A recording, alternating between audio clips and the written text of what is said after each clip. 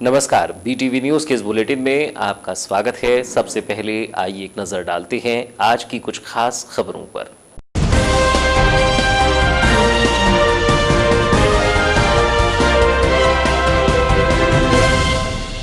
अमानक स्तर के चावल के बाद अब गेहूं की बारी।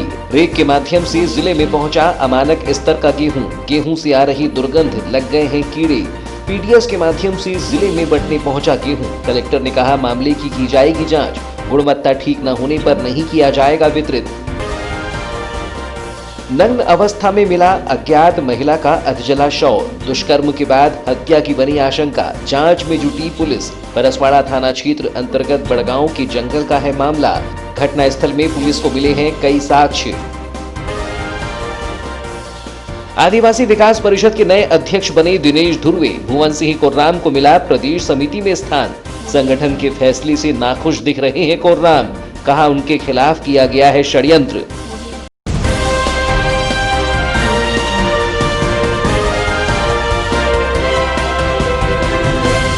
और अब समाचार विस्तार से। कोरोना काल में जहां एक ओर गरीबों की थाली में अमानक स्तर का चावल परोसे जाने का मामला अभी ठंडा भी नहीं हुआ था, ऐसे में अब पुनः अमानक स्तर का गेहूं जिले में रेक के माध्यम से बालाघाट पहुंचा है। गेहूं की गुणवत्ता उसे देखने से ही समझ में आ रही है कि वह किस स्तर का है। बता दें कि लगभग 42 बोगियों की मालगाड़ी से ये सड़ा हुआ गेहूं बालाघाट पहुंचा है। प्रत्येक बोगी में 1200 से लेकर 1300 के करीब बोरियां भरी हुई थी।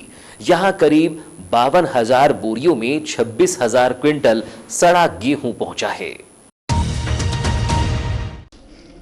मध्य प्रदेश के रायसेन, सीहोर समेत अन्य स्थानों से सार्वजनिक वितरण प्रणाली के तहत गरीबों की थाली में गेहूं मुहैया कराने के लिए मालगाड़ी से गेहूं पहुंचाया गया है। बालाघाट पहुंचे इस गेहूं के अधिकतर बोरे जहां काफी समय से गोदाम में या फिर बारिश में रहने के चलते खराब हो चुके हैं, वहीं सड़ने के कारण बाज भी मार रहे हैं। इतना ही नहीं, बोरी के अंदर और बाहर घुन लग गए हैं और गेहूं बरूदा बनकर जमीन पर गिर रहा है। थोड़ा बहुत जो गेहूं बचा है उसमें भी बड़े बड़े छेद हो गए हैं, जिससे पूरा का पूरा लॉट ही खराब बालाघाट जिले में पहुंचा है। जिसके बाद यही गेहूं शासकीय राशन दुकानों से गरीबों की थाली में पहुंचेगा और गरीब मजबूरीवश ऐसा सड़ा गेहूं जो कि खाने लायक नहीं है, खाने को मजबूर होगा। बता दें कि रायसेन, सीहोर समेत अन्य जिलों से 2017-2018 का गेहूं मालगाड़ी से बालाघाट राशन दुकानों में बिकने के लिए पहुंचा है। जानकारी के अनुसार वर्ष 2017-18 में मध्य प्रदेश शासन ने समर्थन मूल्य पर 1925 रुपये क्विंटल के हिसाब से गेहूं की खरीदी की थी। इसी आधार पर 26,000 क्विंटल गेहूं 5 करोड़ से अधिक की लागत का होता है। वहीं मालगाड़ी का अतिरिक्त भाड़ा अलग और फिर रेलवे स्टेशन से गोदाम तक पहुंचाने में लगने वाला अतिरिक्त खर्च भी इस सड़े गेहूं में किया गया है। ज्ञात हो कि कोरोना काल में ही जिले में अमानक स्तर का चावल परोसा गया था, जिसके बाद मामले की आंच मध्य प्रदेश सहित राष्ट्रीय स्तर तक पहुंची थी, जिसकी जांच भी अभी प्रारंभ है। ऐसे में पुनः अमानक स्तर के गेहूं के मामले में जिला प्रशासन क्या कार्रवाई करेगा, यह देखने योग्य होगा। बहरहाल मामले में कलेक्टर दीपक आर्य ने बताया कि यह मामला फिलहाल उनकी जानकारी में नहीं है। रेक आई है, यह जानकारी है। यदि ऐसी स्थिति पाई जाती है कि गेहूं खाने योग्य नहीं है तो इस संबंध में कार्यवाही की जाएगी। उन्होंने कहा कि जब रेक पहुंचती है तो उसकी गुणवत्ता की जांच नागरिक आपूर्ति निगम के द्वारा की जाती है। अगर गुणवत्ता खराब दिखेगी तो नागरिक आपूर्ति निगम को रिपोर्ट किया जाएगा और इसे वितरित नहीं किया जाएगा। ये जानकारी भी मुझे नहीं है, ये तो पता है कि रेक आई है और यदि ऐसी स्थिति पाई जाती है कि वह खाने योग्य नहीं होगा तो उस संबंध में फिर आगे कार्रवाई की जाएगी और उसको वितरित नहीं किया। सर, अभी दिसंबर माह में जो है यही मतलब खराब गेहूं जो है आदिवासी अंचल में बांटा गया है, जहां पे सेल्समैन का भी ये कहना है कि हमको जैसा गेहूं मिलता है हम वैसा ही बांटते हैं। इस प्रकार की सूचना मुझे पहले प्राप्त नहीं हुई है और ये रेक जब आती है तो चूँकि नान से आती है, वहाँ से क्वालिटी चेक होकर के वो भेजी जाती है। यदि ऐसा होगा तो इसकी रिपोर्ट भी नान ऑफिस को की जाएगी। सिविल सप्लाई कॉर्पोरेशन का भोपाल का कार्यालय उसको रिपोर्ट किया जाएगा और उनसे यदि गुणवत्ताहीन पाया जाता है तो उनको रिपोर्ट करके इसको वितरित नहीं किया जाए। महिलाओं की सुरक्षा को लेकर भले ही सरकार द्वारा कई कानून बना दिए गए हों, किंतु हकीकत यही है कि महिलाएं आज भी सुरक्षित नहीं हैं। हालांकि महिलाओं को अपनी हवस का शिकार बनाकर उसे मौत के घाट उतार देना और फिर उसके शव को जला देने जैसी घटनाएं बड़े शहरों और महानगरों में देखने व सुनने को मिलती थी, किंतु अब आलम यह है कि ग्रामीण अंचलों में भी ऐसी घटनाएं सामने आने लगी हैं। पुलिस थाना परसवाड़ा क्षेत्र अंतर्गत आने वाले ग्राम बड़गांव का है, जिसके समीप घने जंगल में एक अज्ञात महिला का अधजला नग्न अवस्था में शव मिला है। प्राप्त जानकारी के अनुसार दिनांक 11 जनवरी को सुबह ग्राम पंचायत बड़गांव के सरपंच द्वारा परसवाड़ा पुलिस को सूचना दी गई कि ग्राम के समीप लगे जंगल में एक महिला का अधजला शव है। सूचना पाकर परसवाड़ा अनुविभागीय अधिकारी पुलिस अपूर्व भलावी एवं नगर निरीक्षक राम सिंह राठौर अपनी टीम के साथ घटनास्थल पर रवाना हुए, जहां पर पाया गया कि एक महिला जो कि निर्वस्त्र हालत में थी, उसे उसी के कपड़ों से चेहरे और सिर को बांधकर जलाया गया है, परंतु उसके शरीर पर कोई अन्य वस्त्र न होने की वजह से उसका शरीर आधा ही जल पाया। एक हाथ और दोनों पैर व कमर के नीचे का हिस्सा जलने से बच गया, जिसके बाएं हाथ में चूड़ियां, कंगन और धागा बंधा हुआ है। साथ ही उसी हाथ में मेहंदी भी लगी हुई है। वहीं एक पांव में पायल और बिछिया पहने हुए है, जबकि दूसरे पांव में मोजा डाला हुआ है। उक्त शव 3 से 4 दिन पुराना प्रतीत हो रहा है। परसवाड़ा पुलिस द्वारा मौके पर शव को अपने कब्जे में लेकर घटना की छानबीन की जा रही है। प्रथम दृष्टया ही मामला महिला के साथ दुष्कर्म कर उसकी हत्या उपरांत पहचान छिपाने शव को जलाया जाना प्रतीत हो रहा है। महिला कौन है, इसकी शनाख्ती फिलहाल नहीं हो पाई है, परंतु जो साक्ष्य घटनास्थल के नजदीक पाए गए हैं, उससे अनुमान लगाया जा सकता है कि पहले महिला के साथ जबरदस्ती की गई और उसके बाद उसके साथ दुराचार किया गया है। बड़गांव से सालेह पहुंच मार्ग के बीच कच्ची सड़क से तकरीबन 2 किलोमीटर दूर घने जंगल में महिला के साड़ी पिन और बालों में फंसाने वाला क्लिप तथा कुछ दूर पर चप्पल भी पाई गई है। यह आशंका है कि महिला को जबरदस्ती उस रास्ते पर ले जाने के प्रयास में पहले झड़प हुई। महिला के न मानने पर उसे घसीटकर कुछ देर ले जाया गया, जहां उसके साथ पहले दुराचार किया गया, बाद में उसे वहीं पत्थर पर पटककर बेरहमी से उसकी हत्या कर दी गई।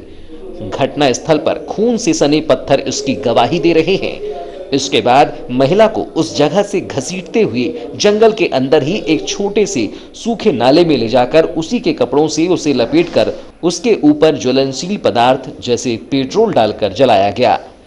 जिस तरीके से महिला के साथ पूरे घटनाक्रम को अंजाम दिया गया है, इसमें एक से अधिक हत्यारों के होने से इनकार नहीं किया जा सकता।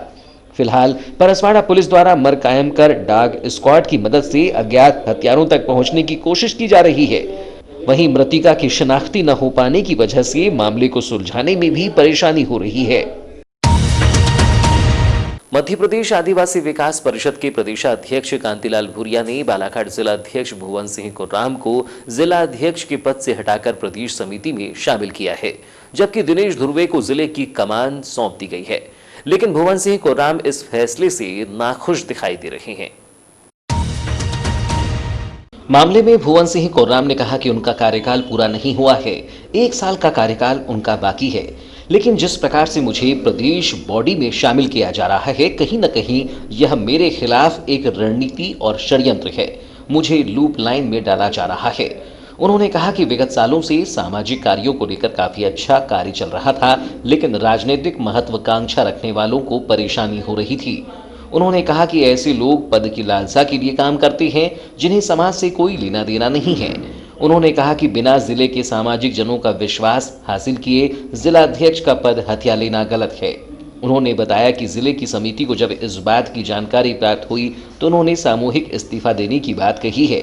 मैं ये कहना चाहूँगा कि मेरा यहाँ का कार्यकाल पूरा नहीं हुआ है, 1 साल का मेरा कार्यकाल बाकी है, लेकिन जिस प्रकार से मुझे यहाँ से प्रदेश बॉडी में बुलाया जा रहा है, कहीं ना कहीं एक रणनीति है, कहीं ना कहीं एक षड्यंत्र है मेरे खिलाफ, जिससे कि मुझे लूप लाइन में डाला जा रहा है। क्योंकि बहुत अच्छा जो काम चल रहा था, कहीं ना कहीं से जो राजनीतिक महत्वाकांक्षा रखते हैं ऐसे लोगों को परेशानी हो रही थी, क्योंकि उन्हें मौका नहीं मिल पा रहा था। क्योंकि ऐसे लोग केवल पद की लालसा के लिए काम करते हैं और समाज के संघर्ष के लिए काम नहीं करते हैं। तो ऐसे लोगों की जो टीम है यहाँ से, हमें जो पूरा जानकारी हो चुकी है कि उन्होंने इस प्रकार का प्रमोशन मुझे दिलाया है, और यहाँ की जो जिलाध्यक्ष की सीट है उसे हथियाया गया है। और बिना जिले की जो समाज है उनके लोगों का विश्वास हासिल किए पद हासिल कर लेना, ये कहीं तक मुझे नहीं लगता कि उनके विश्वास के साथ में कोई हमारी कार्यकारिणी काम करेगी। इधर नवनियुक्त जिलाध्यक्ष दिनेश धुर्वे ने बताया कि सामाजिक कार्यों को और गति देने का प्रयास किया जाएगा। उन्होंने कहा कि झामसिंह एनकाउंटर मामले को समाज के द्वारा उठाया गया है, जिसको लेकर निरंतर लड़ाई जारी रहेगी। उन्होंने कहा कि समाज के द्वारा नई जिम्मेदारी सौंपी गई है, उसका निर्वहन किया जाएगा। शासन की कल्याणकारी योजनाओं को सामाजिक स्तर तक पहुंचाने का प्रयास किया जाएगा। उन्होंने बताया कि आगामी 15 दिनों के भीतर नवीन कार्यकारिणी का गठन किया जाएगा। जो संगठन आज की स्थिति में बालाघाट जिले के अंदर जो चल रहा है आदिवासी विकास परिषद के तत्वाधान में, वह संगठन हम निरंतर और भी इससे अच्छी से संगठित पूरे समाज को करने का प्रयास करेंगे, जिससे आदिवासी समाज की लड़ाई लड़ सके। क्या प्रमुख मुद्दे रहेंगे कि अभी झामसिंह का एक मैटर चल ही रहा है, इसके अलावा और क्या प्रमुख बातें रहेंगी? झामसिंह का जो मुद्दा है उसमें अभी तक जो 3 महीने हो गए सीबीआई की जांच और समाज ने हमने वो मुद्दे को उठाया भी और साथ में पूरे संगठन के साथ में लड़ाई लड़े, परंतु जो आश्वासन शासन प्रशासन से हमें मिला कि हम मजिस्ट्रेट जांच करवा रहे हैं, सीबीआई जांच करवा रहे हैं, परंतु 3 महीने बाद आज तक रिजल्ट सामने नहीं आया। इस मुद्दे को लेके हम युद्ध स्तर पे बालाघाट जिले के अंदर और इस मुद्दे को जब तक निष्पक्ष जांच नहीं हो जाती और सामने तथ्य नहीं आ जाते तब तक हम उसको लड़ने का पूरा प्रयास करेंगे। एक नई जिम्मेदारी समाज ने दी है और हम अपने कर्तव्यों का पालन निस्वार्थ भावना से करने का पूरा प्रयास करेंगे। रोटरी क्लब ऑफ वैनगंगा के 17वें अध्यक्ष सचिव एवं बोर्ड ऑफ डायरेक्टर्स का शपथ ग्रहण समारोह 10 जनवरी को शहर के निजी संस्थान में आयोजित किया गया, जिसमें बतौर मुख्य अतिथि रोटरी डिस्ट्रिक्ट्स 3261 के district governor Rotarian FC Mohanty उपस्थित थे। रोटरी क्लब ऑफ वैनगंगा के 1 वर्षीय कार्यकाल 2020-2021 के नव मनोनीत अध्यक्ष रोटेरियन सुनील चौरसिया और सचिव रोटेरियन सौरभ माहेश्वरी के साथ ही बोर्ड ऑफ डायरेक्टर्स में president elect Nitin Chopra, vice president Rakesh Chile, Akhil Vaidya, treasurer Shirish Bhardwaj, IPPCA Baljeet Singh Chhabra, joint secretary Mukul Rathore, Anshul Agrawal, sergeant at arms Sampann Bothra, Shrikant Gajke, Bhupendra Singh Dadiyal, club trainer PP Kamaljeet Singh Chhabra, club auditor PP Ravindra Vaidya, club advisor PP Amit Ranglani, club motivator PP Akhilesh Tiwari, director vocational service Shreyansh Vaidya, director media service Sandeep Asati, director service project Yogendra Meshram, director medical project Tarendra Sharnagat, Abhijeet Soni, director community service Ravi Vaidya, director finance Paresh Chandani, director international service Vikalp Jain, director youth service Ashish Sachdev और club membership Nilesh Patel ने पद और गोपनीयता की शपथ ली। शपथ लिए जाने के बाद रोटरी क्लब ऑफ वैनगंगा के नवनियुक्त अध्यक्ष सुनील चौरसिया ने कहा कि रोटरी क्लब ऑफ वैनगंगा की सामाजिक सेवा ही उनकी प्राथमिकता है। सभी साथियों के साथ जिले और पीड़ित मानवता के सेवार्थ जो संभव हो सकेगा वो कार्य जिला प्रशासन और जनप्रतिनिधियों के सहयोग से किए जाएंगे। 1 जुलाई 2020 को हमारे कार्यकाल की औपचारिक शुरुआत हमने CA एवं डॉक्टर डे के अवसर पर नगर के गणमान्य चार्टर्ड अकाउंटेंट एवं डॉक्टर्स के सम्मान के साथ की।